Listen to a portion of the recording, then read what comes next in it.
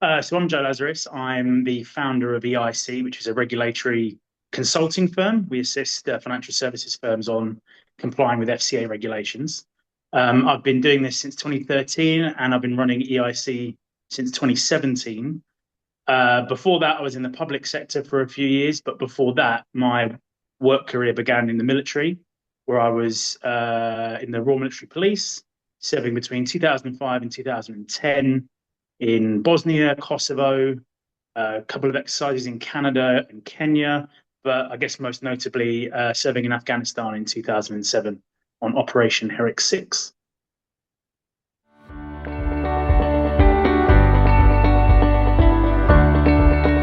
Well, I think it's two things. One, the kind of values and standards of the military is drilled into you during basic training.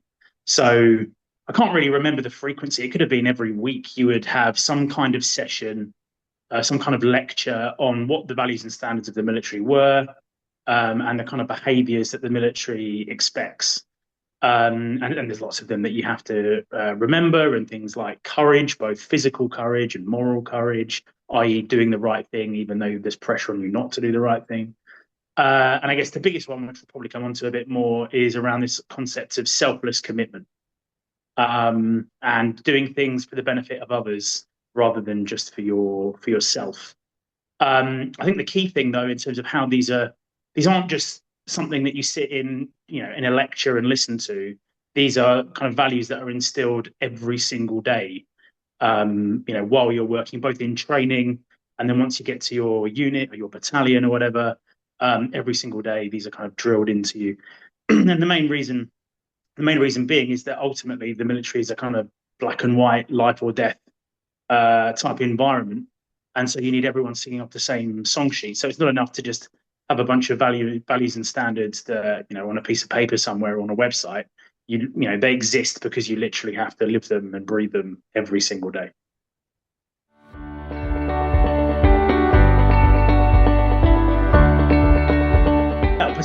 Potentially they could all work well in the workplace. Obviously, we have to take into account the fact that you aren't, hopefully not, dealing with life and death scenarios in an office somewhere in London. So to the extent to which you can actually implement them to the fullest is probably not possible. However, there are certainly some elements that can be translated into the workplace. I mentioned in the previous answer this idea of selfless commitment. The idea here is that your life is in someone else's hands and their life is in your hands, and so you have to have we have to have an environment of trust, kind of complete trust with the people that you work with. And so one of the things I remember when I left the military, and I think it's a big challenge for people who spend a lot longer in the military. I did 5 years, but people who do 20, 22, 24 years. One of the best things about the military, which I still miss now, is there's not a culture of backstabbing in the military. Because ultimately, if you have someone on your team who you can't trust, who you think is going to stab you in the back, when it comes to actually, being under contact and taking fire from an enemy, if you can't trust everyone around you and they can't trust you, it's not going to end well. And so trying to build teams where there's a level of trust, people at all levels can kind of understand what their role is and understand that other people have their back, I think would be hugely beneficial to any kind of workplace, really. I mean, I'm sure most people watching this would prefer to work in a workplace that was like that. And I'm sure almost everyone who's watching this has worked in an environment where it's not like that. And so, yeah, I would say that's probably the main thing. And yeah, okay, the scenarios that we deal with in the military are more extreme. But then why would as a corporate or even a public sector body, why would you not want to try and take lessons from groups or from people or from groups of people that are used to working in those kind of extreme environments and think, well, what can we learn from the military? What can we pick out from what they do? We might not be able to implement it to its fullest extent, but it's better to kind of aim high and succeed, a little bit below the top than not trying at all, I would say.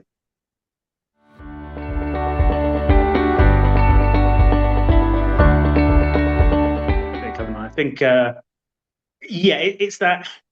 I'm not saying that backstabbing doesn't exist in the military at all, and And I'm also, I should say, I was a soldier rather than an officer. So I'm talking about the kind of the employee level, if you like, the kind of the staff members, if you want to try and make a corporate equivalence. Um, uh, yeah, I think that the main thing is that, first of all, in order to be promoted at any level, officer or soldier, you have to pass leadership courses. If you think about the workplace, people often get promoted because they're good at their job, but that has absolutely no bearing at all, in my experience, on whether you're a good manager or not. All right, you're an expert at your role, you're a great accountant or lawyer or whatever it is, but then that has absolutely no bearing on whether you can manage more junior staff. Whereas the military is completely different. Of course, to get selected for a leadership course, you have to be good at your job, but then you still have to pass the course. And the courses are hard. You're running around somewhere in the Brecon Beacons getting soaked every day, basically, if you're in the infantry. So I think possibly putting more of a focus on leadership qualities, and making sure people have the skills to be good at being a leader, is crucial. I think the second thing is that one of the things that you're required to have as a leader, but at any level, is you have to have this ability to inspire soldiers to fight. So this is the classic the do what I say, not what I do approach can't work in the military. You can't have a situation where you're in a dangerous position, you're being shot at or whatever, and your manager is kind of cowering somewhere but telling you to go and risk your life. That does not work in the military. Everything will completely fall apart. The idea is that you shouldn't ask someone to do something that you're not willing to do yourself, or that you haven't done yourself in the past. Obviously, if you get promoted, there's a certain element of, well, they've done all these terrible jobs when they were a private, and so it's an element of respect there. But yeah, I would say having more of a focus on, first of all, leadership qualities, which is this ability to be kind of inspirational, to have your teams back, and to kind of yeah, have your teams back and promote them as much as possible, play to their strengths, etc., rather than a more kind of dictatorial managerial approach. I know people, when they think of the military, they think of top down pyramid, very strict hierarchy, insubordination, and yeah, that does exist.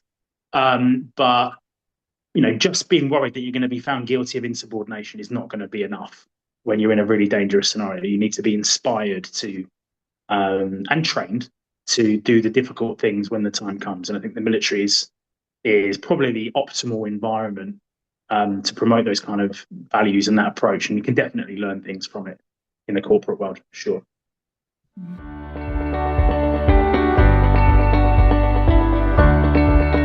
I'll give you an anecdote on this, which I think is an interesting one, which is this concept of being Jack.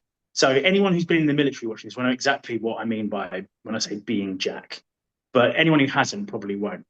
So just briefly, I'll explain. I talked all the way through this about this idea of selfless commitment, doing things for others. You're not doing things purely for your own benefit or for yourself. And I also mentioned that it's not just, you don't just get taught this in training. It exists every single day, whether you're abroad, whether you're in barracks, wherever.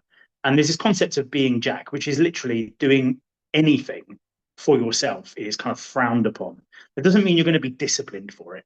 But for example, if I decided to make myself a brew, if I decided to go and make myself a cup of tea, and I didn't offer anyone else a cup of tea, that brew will henceforth be known as a Jack brew, because I've decided to make that cup of tea for myself without asking anyone else.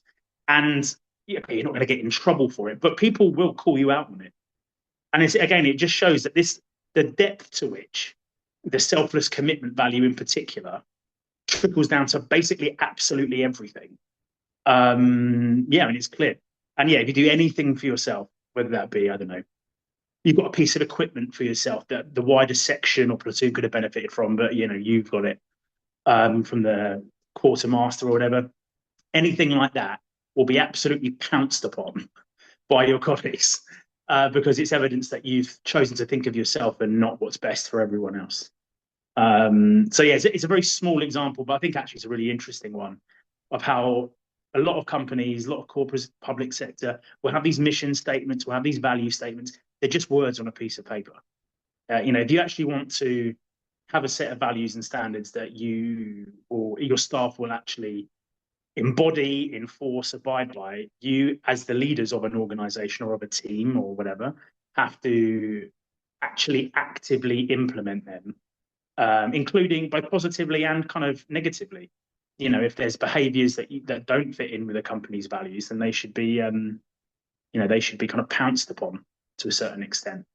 I think where companies have problems is where they have stated values and then quite clearly the culture of said organization is nowhere near matching those values. It's basically just a piece of paper in a document somewhere or on a website. So yeah, I thought it was an interesting anecdote. And yeah, anyone who's been in the military will know exactly what I mean by Jack.